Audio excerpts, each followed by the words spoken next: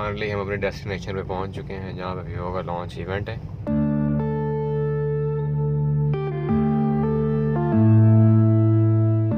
अच्छा मुझे क्या करना है? चलने जस्ट वहाँ पे सिग्नेचर करने जाएंगे बस।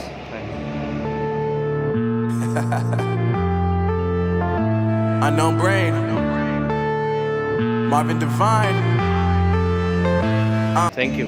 चाइनीज स्मार्टफोन ब्रांड्स भी डे बाय डे कोशिश कर रहे हैं कि हम प्रीमियम डिवाइसेस को लॉन्च करें और डे बाय डे अपनी स्पेसिफिकेशंस को इंप्रूव कर रहे हैं। वीवो ने इसी तरह एक न्यू मॉडल लॉन्च किया है Vivo Y17 Pro, जो कि इसके फ्लैगशिप लेवल की डिवाइस है। और अगर हम देखेंगे ये क्या चीज़ ऐसी है जो इसको प्रीमियम बनाती है, तो इसके अंदर जो सुपर एमोलेड डिस्प्ले है वो यूज़ किया है वीवो ने। और अगर हम इसके स्क्रीन साइज की बात कर लें तो 83.4% इसकी स्क्रीन टू बॉडी रेशो है, यानी कि आपको जो इसकी बेजल्स हैं वो बहुत ही मिनिमल मिलेंगी। इसी तरह अगर हम इसके डिज़ाइन की बात करें तो आपको फ्रंट और बैक पे गोरिल्ला ग्लास 6 देखने को मिलता है, जबकि जो बॉडी का फ्रेम है वो प्लास्टिक यूज़ किया गया है। इसी तरह अगर हम इसके की हाइलाइट्स को डिस्कस करें तो 8GB रैम यूज़ की गई है, 128GB इंटरनल मेमोरी है। इसके साथ साथ इसके अंदर आपको 675 स्नैपड्रैगन प्रोसेसर देखने को मिल जाता है। और इसके साथ साथ इसके अंदर आपको जो इन डिस्प्ले फिंगरप्रिंट सेंसर है वो भी देखने को मिलता है और फेस लॉक भी आपको अवेलेबल है। 4100 mAh की इसके अंदर बैटरी यूज़ की गई है जो कि फास्ट चार्जिंग को सपोर्ट करती है। अगर हम इसके कैमरा की बात कर लें तो फ्रंट पे डुअल कैमरा यूज़ किया गया है, जो कि पॉपअप के अंदर फर्स्ट टाइम आपको देखने को मिलेगा किसी भी स्मार्टफोन के अंदर। एक कैमरा है 32 मेगापिक्सल का, जबकि सेकंड कैमरा है 8 मेगापिक्सल का, जो कि अल्ट्रा वाइड लेंस है। इसी तरह इसके बैक पे आपको 4 कैमरा सेटअप देखने को मिलेगा।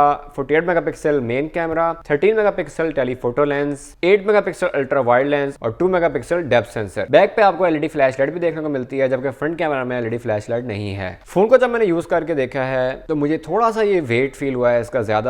इसके वेट की अगर हम बात कर लें तो आपको 201 ग्राम इसका वेट देखने को मिल जाएगा, जो कि मैंने बाकी पॉपअप कैमरास वाले फोन चला के देखे हैं इसी रेंज के अंदर डिफरेंट ब्रांड्स के, तो वो मुझे इतने ज्यादा बल्कि फील नहीं हुए जितना ये हुआ है। अगर इसके स्क्रीन साइज की बात करें तो आपको 6.4 इंच का स्क्रीन साइज देखने को मिल जाता है, बट वेट में थोड़ा सा ज्यादा है। फोन काफी अच्छा है और इसकी स्पेसिफिकेशंस भी काफी बैलेंस्ड यूज की गई हैं, लेकिन इसके अंदर मैं एक चीज मिस कर रहा हूँ कि ये वाटर रेजिडेंट या वाटर प्रूफ नहीं है। अगर इसके अंदर ये फंक्शनैलिटी होती तो ये काफी बेहतर होता, क्योंकि आपको पता है कि आजकल जो फ्लैगशिप डिवाइसेज हैं उनके अंदर ये चीज जो है बहुत जरूरत बन गई हुई। और वैसे भी आजकल आपको पता है कि फोन एक तो गिरता बहुत ज्यादा है और सेकंड हम लोग गीले हाथ और ये जो पानी वाला सिस्टम है ना, ये बहुत ज्यादा फोन के साथ हमारा अटैच होना शुरू हो गया है। और आपको पता है आजकल लोग चाहते हैं कि हम भाई पानी के अंदर फोन लेके जाएं और उससे फोटोग्राफी करें और वीडियोग्राफी करें, तो डेफिनेटली वाटर रेजिडेंट और वाटर प्रूफ फोन जो अगर हो जाए तो मजा ही आ जाए। सो कैसा लगा आपको Vivo Y17 Pro? अपनी फीडबैक जरूर शेयर कीजिएगा। अगर आप में से कोई यूज कर रहा है तो उसका एक्सपीरियंस कैसा जा रहा है Vivo Y17 Pro के साथ, वो भी जरूर आप नीचे आकर कमेंट करें। अगर आपको वीडियो अच्छी लगी हो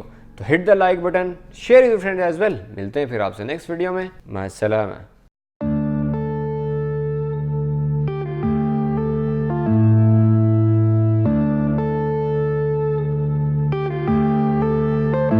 Yeah.